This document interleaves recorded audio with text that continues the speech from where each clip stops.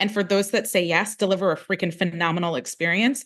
But you have to be doing all three things, like speaking to people, inviting people to work with you, and delivering an amazing experience, which is essentially like marketing, sales, and delivery every single day, all the time.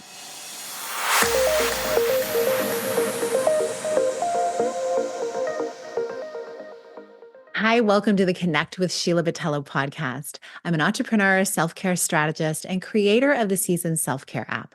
I'm committed to helping you reconnect to your purpose, elevate your well-being, and build your version of a happy, successful life. It is interview day on the podcast, so I am so thrilled to welcome you to this show and to introduce you to Nikki Nash, who is a Hay House author, motivational speaker, podcast host, and client enrollment expert. Referred to as marketing genius by clients and peers, Nikki uses her 15 plus years of experience to help service-based businesses attract and retain their dream clients. Nikki's methodologies and frameworks have helped clients fill group programs, triple their revenue, double their profits, and so much more. She believes that entrepreneurship can be a vehicle for generational wealth and strives to help close the gender and racial wealth gap in America. Nikki, welcome to the podcast. I'm so happy you're here. Oh my goodness, Sheila, thank you so much for having me. You know, as I read your bio and as I was looking at everything that came across my desk when we first were going to be having this conversation, I immediately lit up because number one, like love the Hay House, love, love, love. And I also, when I see 15 plus years, that is huge because what has happened in 15 years in the online space? Like Yes. all of the marketing world has just been turned on its head and it's constantly changing. So I would love to know, like, what got you into this type of work? Maybe start with when you were really young, like, what did you think you wanted to do? And then what got you to this place in your life? Yeah.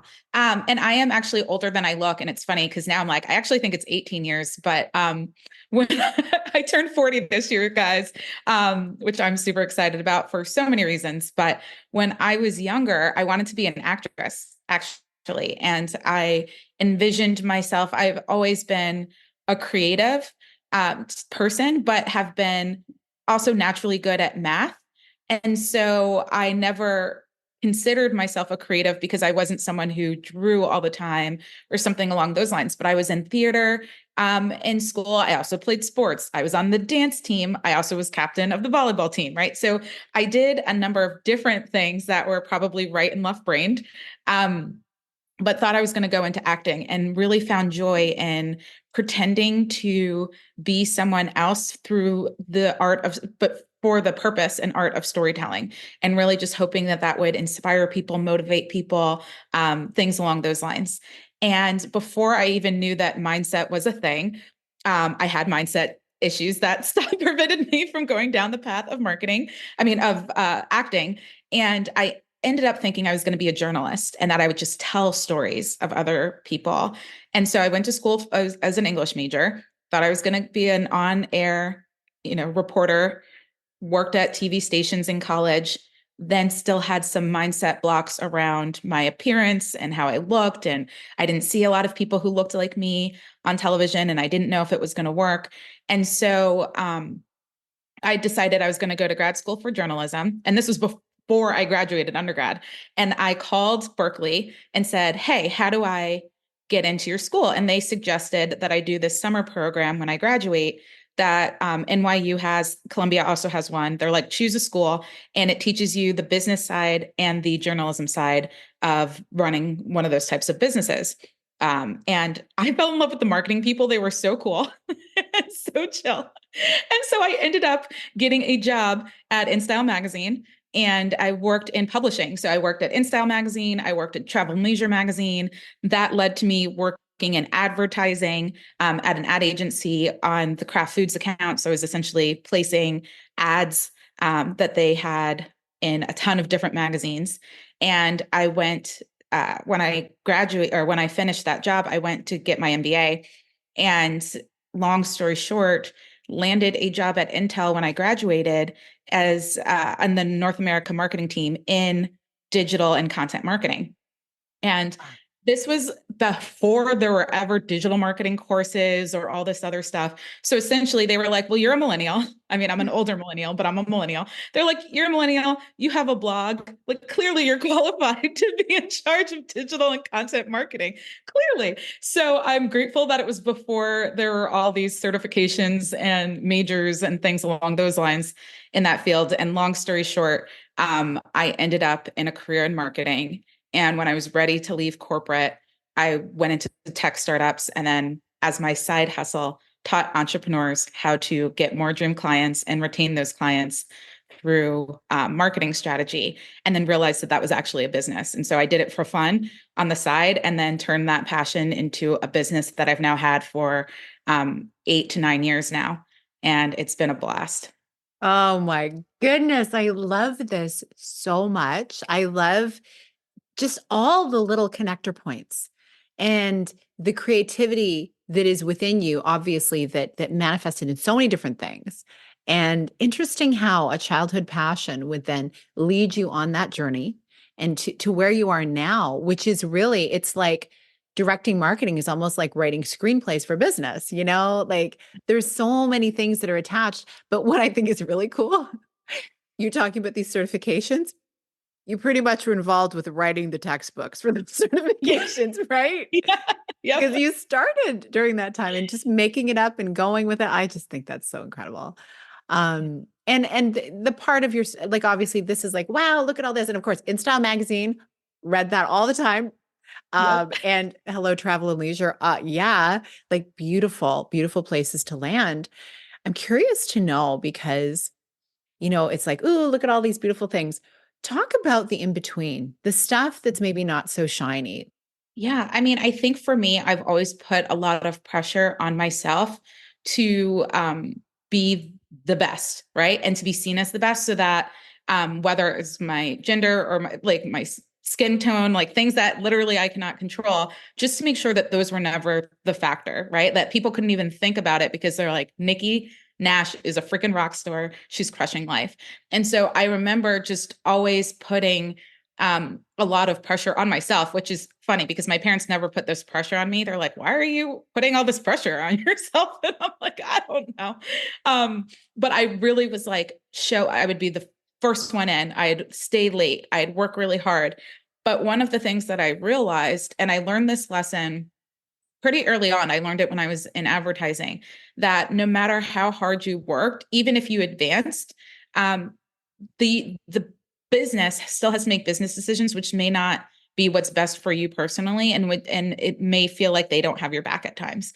Not like you personally, but like the people, right? Because at the end of the day, they have cash flow that they have to maintain and profits that they have to maintain, and so I learned when I was at an ad agency, and this is actually why I left advertising, is I got promoted. And I noticed after a few weeks that the increase in salary wasn't showing up in my paychecks.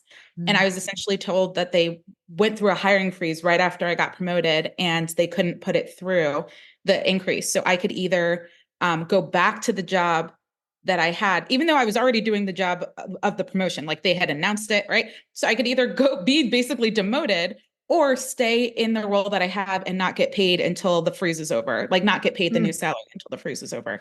And so I said, well, I'm going to keep the title and the job, and I'm going to look for my next thing. And that ended up being going back to school because I learned I like to be the one making decisions. And at the ad agency, you were still dependent on what the client wanted. And so I wanted to be the client is what I thought at the time. So all my clients said, fastest way to get there from where I was to go back to school. And so I said, bye, guys. I went back to school. Doesn't mean I got rid of any of my mindset things, but I at least have always really worked to do what was best for me and have my own back. That is so powerful. And I really appreciate you sharing that. You did something for you and you showed up for yourself. And as a result, it moved you forward. And so, I mean, and then the trajectory, wow. I just feel like these are conversations that often get so glossed over. So I'm celebrating that you moved through that How do you speak to that with some of your clients, and how do you address them having their own back? Yeah. So I work right now with primarily people in the coaching and online education space. Yeah. And I would say the majority of my clients are women owned businesses, and they range from businesses doing like $50 million in annual revenue down to I'm just getting started. And I'm like, or I've been doing this a while, but I haven't consistently been making money. So the range is pretty broad. I think what's interesting is that I work really hard to not believe that my race or gender is going to impact my success. Right. And when I work with people, if it comes up, it's really just, I like to have people answer the questions or the doubt that they're giving themselves, because often if we don't complete the sentence or complete the thought or complete the feeling, it just lingers. So if there's a fear that's like, hey, I might not be seen taken as seriously with this client because I'm a female and the person making the financial decisions is a male. Okay, well, like, why do I feel that way? What is going on? Is that true? If it is really true, then is there anything I can do about it? And I don't believe that I can control what other people are thinking on their own, but I can control how I show up. And if I'm showing up believing that they are looking at me differently or things along those lines, then I feel like I'm probably influencing that. Then they might look at me differently. But I've worked at Fortune 100 companies that are predominantly male, like not because of the company itself, but probably the industry, right? Like, and they work really hard to have diversity, but there's still like a lot of male leaders. And I've always gone, they're not going to go, oh, Nikki's the woman on the team or this. They're going to be like, Nikki's a badass, excuse my language, right? Like, so I would rather people judge me on my character and how I show up than anything else. And so if I show up not thinking I'm any different, I mean, I do think I'm different in certain, just being a female, I feel like I work differently, maybe think about things differently, like, so I probably am different, but I'd like to think that the results and the value that I bring is different. Like, I am equally as valuable. And I think if I show up and believe I'm equally as valuable, then I will be seen as equally as valuable. And so that's just something that I choose to believe. And with clients, while I'm not a mindset coach, what I will invite them to do is to choose a belief that is true, that they believe is true, but is also empowering. Because if they keep listening to beliefs or thoughts that they have that are disempowering, it's going to keep them out of alignment with what they really want. And so for me, I'm like, all right, thoughts like my negative thoughts, I'll go, that's great. And you know what? There might be a part of me that believes that's true, but is that really serving me right now? Is that really helping me right now? And if the answer is no, then I'm like, all right, I'm going to choose one that does serve me right now, because I have to, reach out to this big company or, complete this project or do this Facebook Live or whatever it is. You want to choose something, choose a belief that's going to help you take the action that you want to take versus dwelling on the ones that are going to knock you out of the game. I love that. This must be out of your motivational speaking playbook, because I can see why you do that, and people must love it, because this is what we need to hear. We need to be reminded of it. And I guess meeting clients where they're at, just like we need to meet ourselves where we're at. I love that you said choosing a thought that they believe that is empowering. Like, what a beautiful place to start. Right? Like, it's goal setting can be so right out there. And often it's like so far out, it's never going to happen because we just don't believe. But having something that they believe, so powerful. I love that. And I think so many of us do get stuck with whatever it is from our past, from what we've witnessed. And we do have agency over our next steps. And I think really beautiful that people get to see, yeah, you're being your badass self, doing your thing. And that is why you're in those rooms. So congratulations on the shift. And I mean, really, let's face it, the inner work that goes into that starts with you showing up for you. Um, that's amazing. I'd love to know, as you're talking to these new clients, like when you first bring on a client of whatever size, where do you really take them first? Like, after it's like, okay, you understand where they are, where they want to go. What is the bridge then? Like, where do you meet them in the middle? Is it something that it's downloaded based on the client? I'm sure there's a lot of that. Or do you have like a specific framework that you take them through? I'd love to hear. Yeah. So I do have frameworks and pillars and things like that. Just high level, really quickly, my general philosophy is that there's no one way to grow a business or to market your business or yourself or things like that. But I do believe that there are principles. And so what I like to do is understand what stage and phase of business somebody's at. So, for example, if they're doing under six figures, which to be honest, at least a study done in the US, I think it's like 88.1% of female owned businesses are doing under $100,000 a year. So it's like the majority of people aren't making that much money. In fact, I think it's like a little over 80% are doing under $50,000 a year. So like I like to know what stage they're at, because what I'm going to say to you if you are doing under six figures is going to be different than what I'm going to say to you if you're at like 100 over 100,000 but maybe under 300,000, which is going to be different than if you're, just shy of 1 million or over 1 million, because you would have had certain things, milestones accomplished in your business. So I have to understand where you're at right now. Yeah. But just because the majority of people are doing under six figures, I'll talk about what they would focus on. And primarily when you're at that stage of business, like what I encourage people to focus on is revenue. It's like, if you are doing an action that doesn't directly tie to revenue, I don't want you to take it. And oftentimes people think, oh, well, I need a website because a website is going to directly tie to my revenue. And I'm like, no, it's not. I literally had my first few clients come in. I think my first 3 clients alone, I knew I didn't have a website, and I had a Google Doc or a phone that they didn't see. It's that I read off of to make sure that I said the same thing to each person. So good. Right? Like people just want to like speak to you, know that you're a real person, and understand how you can help them. And so for me, it's like all I want folks at that stage to worry about is getting in front of people who are their ideal client. Really, you have to know who that is, right? And really speak to as many people as possible, invite as many people as possible to work with you. And for those that say yes, deliver a freaking phenomenal experience. But you have to be doing all 3 things, like speaking to people, inviting people to work with you, and delivering an amazing experience, which is essentially like marketing, sales, and delivery every single day, all the time. It's the biggest mistake I made was that I focused on marketing and sales, and then I got a bunch of clients, and then I focused on delivery, and then they were done. And I was like, oh crap, I don't have any clients. And then I had to focus on marketing and sales again. It's like, no, you do all of them all the time. And that's your fastest path to getting up into that next 12%, which is people doing above 6 figures in business. Mm-hmm. Wow. Yeah. It's crazy to hear those. When you think about the percentages, it's like there's so many people going out on their own and doing it. But I love what you said here about really meeting them where they're at, but then also those 3 key things, all of the other pieces come together. And so I'm curious to know how you help clients really trusting their intuition with some of the directions they're going to go. So I think the first thing is, I believe that when you're building a business, you want to look at what your skills and capacity and gifts are. And when I support people, I'm really good at I'm highly intuitive. You can call it intuitiveness, depending on people's faith. It depends on, if it's, a God-given channel, the universe channel, or like just within you.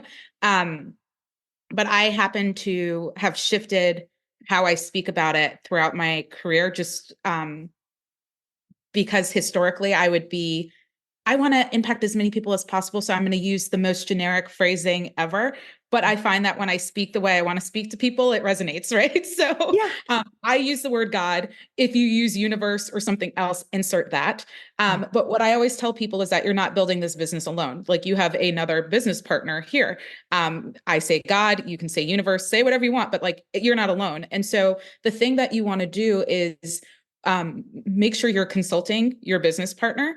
And I'm another business partner there with you. And like the 3 units together, right, are going to help you get to where you want to go.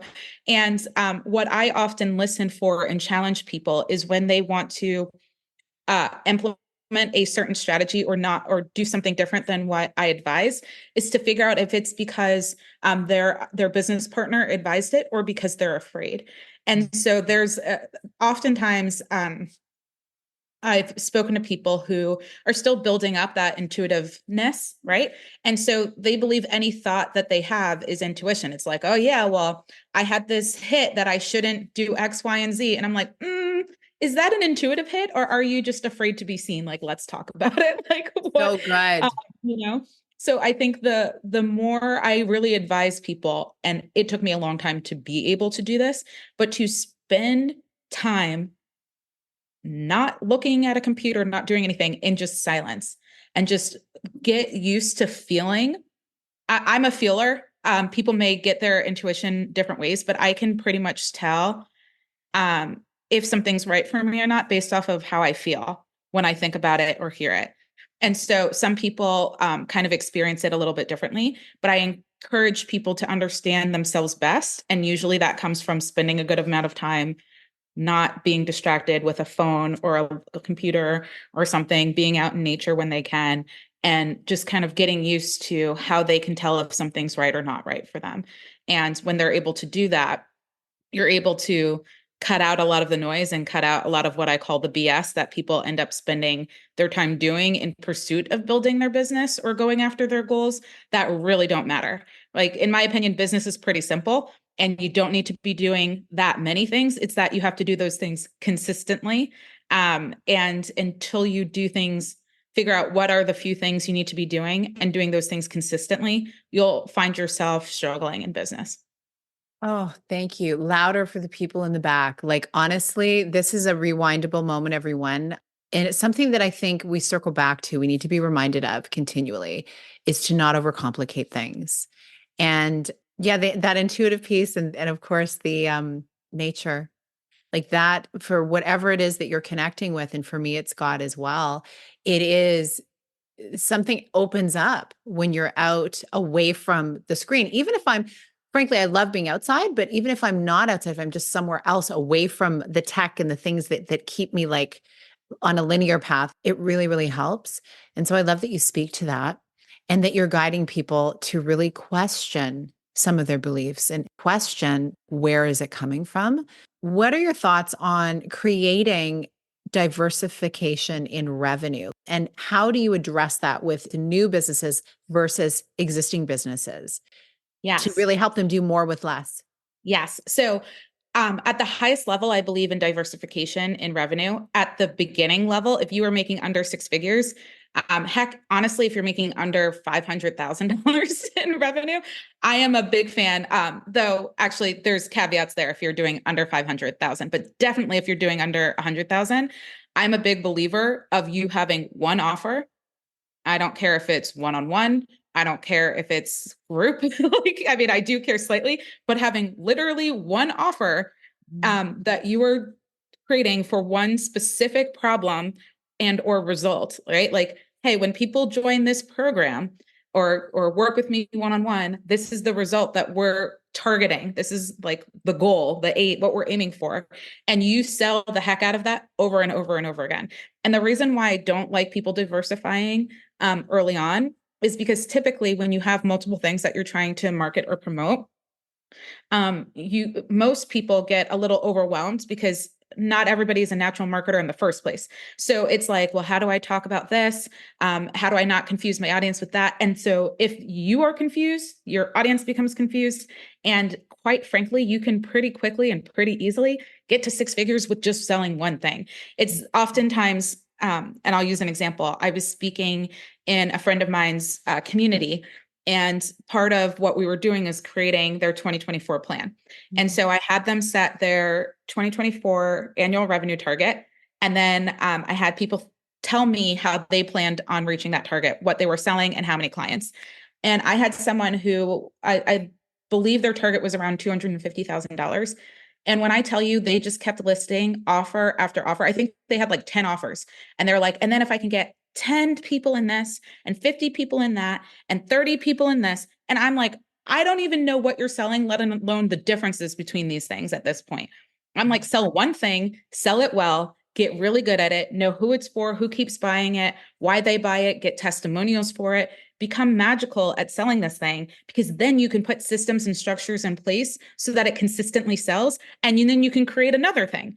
But if you are creating all these things and nothing's really successful, you're splitting your time. You're likely losing money, right? Real talk.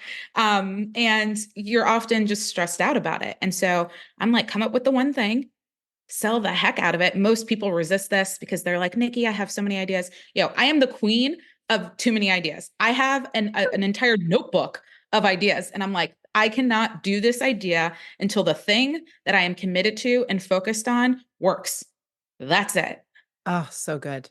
Then when you get past a certain mark, how do you have people thinking about diversifying? And I think you alluded to it in terms of getting the support and structures in place to have maybe things automated. Like how do you Yeah. focus? Yeah. So I actually shifted my belief on what the different streams of income look like. Mhm. And the reason why I said before, like, heck, even under $500,000 is that I know a number of business owners that have seven-figure businesses with one offer. In fact, one of my consulting clients has a $40 million business, and they sold one thing for a year. Like, it was the only thing they sold, and just now we've created a second offer. And that's primarily because of the economy. But like, they've sold one thing and they're making $40 million a year, right? And so let's just start there. And what I will caveat is that the way to diversify your income doesn't necessarily have to mean creating another offer. And so what I do now, and one of my big focuses now, are on affiliate marketing. So because I tend to help people build profitable online businesses, there are things that I use that I love, that I recommend the heck out of, that I tell people to get all the time, that I am not even thinking about having commission off of. And so what I do now is that I actively promote, like, hey, here are the things that you can use for your website, email marketing, you know, creating sales pages, or paying for, or having people pay you, right? There are certain things I use. I am very open about saying, like, hey, if you use my link, I do get a commission, but you oftentimes they get a discount. So it's like, you get a discount, I get a commission for the sale, when. And if you have a part of your business where I'm actually not selling anything, I don't have to deliver anything, I'm just recommending something and revenue's coming in, that's magic, right? I also, because generational wealth has been something that's incredibly important to me, not just for my imaginary children that do not exist yet. I hope one day they listen to this and they're like, Mom, I'm not imaginary, but I want kids. I don't have kids yet. So not just for them, but for the fact that I really want to be a big giver to organizations and causes that mean a lot to me. And for me to be able to do that, I need to be like, I would like to have an abundance of wealth so that I can be like, here's $1 million, here's like $3 million, here's $5 million, right? I want to just be able to give money away.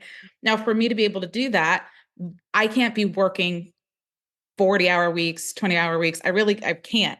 So I have been more and more investing and doing things in real estate. Now, it doesn't need to be real estate for folks, but I encourage people to look at how they can build or create appreciating assets that are also producing cash flow consistently. And the aha moment I had with this was honestly, Robert Kiyosaki. I was like, what's his name? I was like, Kiyosaki, Rich Dad Poor Dad. Robert Kiyosaki, there was this video. I literally to this day don't know where I found the video specifically. I think it was on Instagram. And he was just saying how if him and his wife, Kim, wanted to buy a car, for example, he wouldn't go like, let me buy the car with money that they already have. He's like, we have to like know the car payment. And until they have a cash flow producing asset that is appreciating in value, that brings in equal to or more than that car payment, they're not going to buy it. And I'm like, that's a whole new way of thinking. It's like, oh, I don't need to spend the money that I have. I'm going to make sure one of my assets that increases in value over time and brings me cash flow, bringing in money every month, is paying for this. I'm like, all right, well, I'm sold, whether it's investing in businesses, investing in real estate. There are a number of different avenues, but I now diversify my income through affiliate marketing and looking at appreciating cash flow producing assets, which to me is very different than creating a bunch of different offers inside of an existing business. That's the holy grail of like not burning out, because like you say, you only have so much time. And when you're using all of your time just to create, serve, deliver, the creativity fizzles. And this is when women come to me and they want to burn their businesses down to the ground because it's too much. But having these little tweaks and these understandings that, like you said before, practicing consistently over time, that's the key. And I'm grateful to have had diversified income for a number of years as well, really starting with network marketing. Oh my goodness. And there's so many things here, Nikki. I wish I could talk to you for like 2 hours. One last business question. In terms of really creating that consistent revenue that people are after, like once they have some of these things in place you've just mentioned, what is like a key that you take people into on helping them achieve that?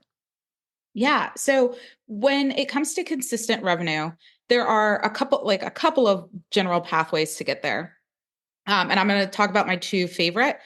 One is, let's say, for example, I'm selling a product for $2,500, right?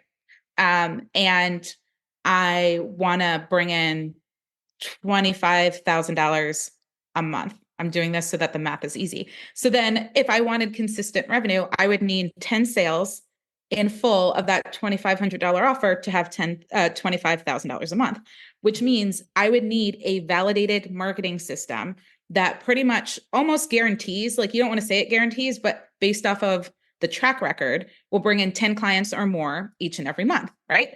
Mm-hmm. So I have a framework called the Mad Scientist Framework, which MAD is an acronym. It's MAAD. And it's really around how do you create a marketing plan that works for your business. And so the M stands for make a plan and have a framework on how you make your marketing and your client acquisition plan, right? But you make that plan. Mm-hmm. Then the first A is that you activate the plan, because a plan on a piece of paper means nothing if you don't put it into action, right? It's literally worthless. So you activate the plan. Then, and this is where most people fall off the framework without knowing it, right? Is adjusting the plan based off of the results. So you have to like look at the plan, just like a scientist trying to invent something. They're like, that hypothesis didn't work. Let me check some of the variables and tweak something. And so they adjust the plan and then they do it again, right? So that's the framework. Make a plan, activate the plan, adjust the plan based off of the results, and do it again. And when you do that over and over and over again, this is another reason why I'm like, have one offer, because if you have multiple, you have to do this with every single offer, which is a lot, right?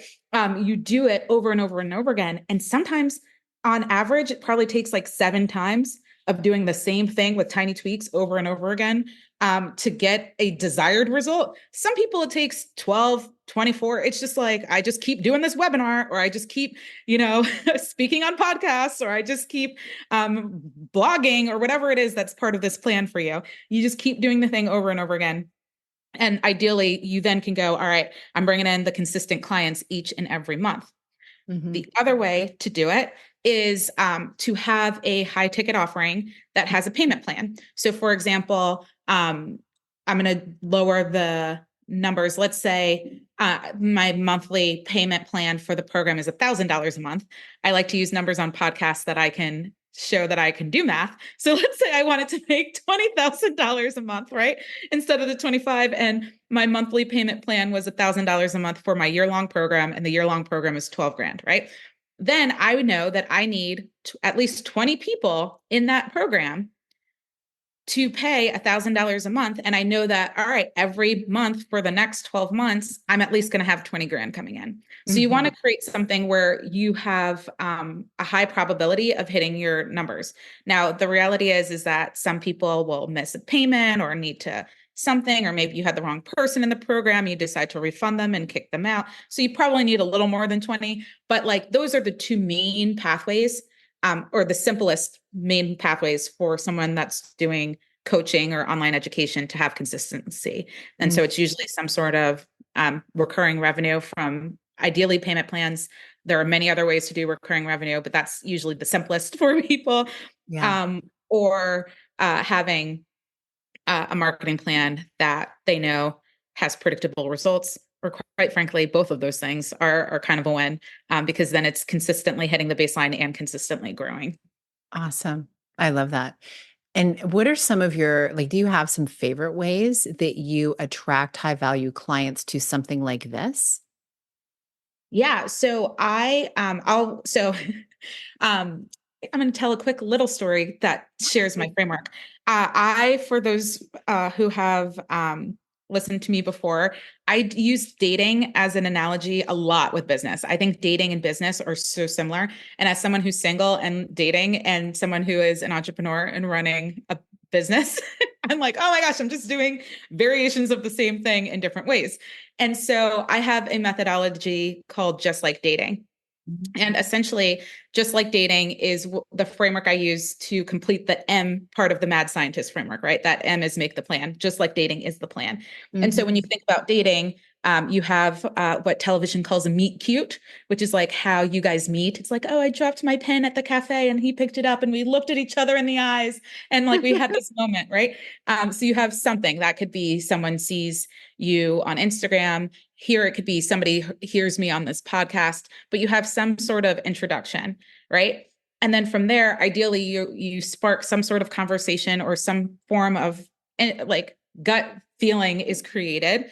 And if you want to keep the conversation going, then you metaphorically exchange digits, right? You find a way to get contact information. So from something like this, I would offer a freebie, and then people could join my email list if they want to stay connected, right? Then after you exchange digits, it's kind of like you enter dating. So you go on the first date. The first date is really to determine if you even want to go on a second date. And the second date's like, do I want to go on a third date? And then at some point you're dating and you're like getting to know each other and you're like warm and fuzzy and this is great. And then depending on if you're my grandmother or Beyonce, I'm going to give you two things that happen at this stage. My grandmother would say, piss or get off the pot, right? And Beyonce would say, if you like it, then you better put a ring on it. Yeah. So ideally, in the dating stage, both parties are determining if you want to have a committed relationship. And then there's a proposal and potentially a wedding and all that magic, right? And so in business, again, for me, it's like, all right, I'm on podcast guesting. I'm actually doing 5 interviews today. It's my podcast guesting day, right? Awesome. Um, so whenever these episodes release, somebody may hear it and go, oh, Nikki Nash, she seems pretty cool. I'm into her. Let me get her freebie, right? Great. They join my list. Then I will send them likely some podcast episodes that I've done that will help them, or a video that I did that will help them. And after we've built this relationship back and forth, I'll invite them to join my accelerator. And I'll be like, hey, here's what the accelerator is all about. If you're interested, if they say yes, they're in the accelerator. That's the proposal. If they say no, we're still dating as far as I'm concerned, because to me, a no is not right now. And then we'll just keep dating. And I go, all right, maybe I didn't showcase the value of this program enough for this person at this time. So I'll continue to do so. Or maybe they're honestly just not ready. Maybe they're already in another relationship. They like me a lot, but they're monogamous and faithful. So they're just not looking at anything right now, right? You never Yeah. know. Yeah. So you just kind of go that way. And so for getting high value clients, to answer your question, I'm a big fan of anything that gives people a chance to really get to know you. I really like podcast interviews, or having your own podcast. I like speaking on stages. I like any way that somebody can hear or see me, because then they get a sense of my personality and hear a little bit about what I'm about and can easily determine if they're at least intrigued, right? Mhm. So that's how I like to connect with high value clients, and then kind of using a framework like that. And wow, what a fun way to look at it. Because I think a lot of time when I speak with individuals about their businesses, they just really want to be with the clients. They want to see them transforming. They want to get it out there. But getting to that place and reaching the clients, a lot of stuff comes up, emotional stuff, worthiness stuff, all that. And it feels like heavy. But your framework is so lighthearted and effective because that's totally the way it works, right? In any kind of relationship. And so you mentioned your accelerator. I would love for you to share where people can find and follow you, how they can get into your accelerator, and talk about some of the things that you are actually an affiliate for right now that you feel may be of value for some of the entrepreneurs listening who really want to make things easier in their business world. Absolutely. So, the accelerator is primarily, or it is, I shouldn't say primarily, it's for those folks that fell into the 88.1% of folks that are doing under six figures in business, because it's really designed to help them focus on marketing, sales, and client delivery. So we'll build together, like I'll walk you through how to build your just like dating strategy. We'll do the mad scientist over and over and over again until you get results. I'm there to help you in a group setting, interpret your results, really know how to adjust the variables, things like that, because my goal is to get more people out of that first stage of business as quickly as possible, because then they have a longer chance of survival, creating a sustainable business, and quite frankly, impacting more people. And so I do have more information on my website about the accelerator. It's like nikkinash.co/accelerator. But for folks that are like, hey, I want to hear more about the game plan at the highest level to get out of the stage one, I do have a profitable coach blueprint. So I will provide the link for you to be in the show notes as well. It's just a guide. The guide then also introduces the accelerator as well. But it's a nice way to go, hey, is Nikki's strategy and game plan and something that feels aligned to you, to decide if you want to even consider the accelerator. So I'll give y'all the free blueprint. And then I feel like you asked me some other questions, which were great. Oh, resources. That's Yeah, like, resources. what else was there? So I think at the simplest form, like what people probably need earlier in business, is they need an email address. I'm a big believer of having an email address that's not like at Gmail or at Hotmail or at, I mean, I don't know who uses AOL, but any of those, um, any of those things. And so I use Google Suite. I'm not an affiliate for them, I don't believe, but I can provide like a link to that for you to share with folks. I am an affiliate for Thrivecart, which is what I use to process payments and build sales pages and checkout pages. I primarily do that because I do offer affiliate stuff myself. So not only am I an affiliate for other people's programs, I invite people to be an affiliate for mine. And Thrivecart is a really easy way to track and help people become an affiliate for my stuff. So I have that. And then I have an email provider that I like to use. And so I can send you the link for that as well. But those are probably the main things that I think people need to really get started in a business. You don't need a website, but I am an affiliate for Squarespace and a Squarespace template thing. But I personally believe that unless you're already making some money in your business, don't invest in building this website or anything. If anything, if you want to have a website, I'm a big fan of a page that just says, we're getting a makeover, new site coming soon. And then the new site will come once you've started bringing in some clients.